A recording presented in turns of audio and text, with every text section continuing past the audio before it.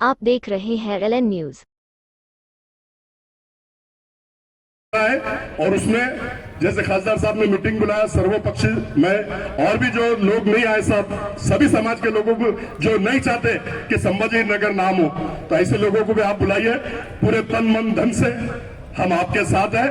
औरंगाबाद का नाम 95 में भी हमने एक नारा दिया था सभागृह के अंदर, जब तक सूरज चांद रहेगा औरंगाबाद तेरा नाम रहेगा। तो मैं कहता हूं कि हम आपके साथ हैं, जहां भी हमारी जरूरत पड़ती है तन मन धन से हम आपके साथ हैं। यह बुलाकर मुझे बोलने का मौका दिया, शुक्रिया। अल्लाह हाफिज, खुदा हाफिज। मैं उनको मुबारकबाद देता हूं और यहाँ पर शहर के सभी जिम्मेदारान, इन्हें भी मैं मुबारकबाद देता हूं।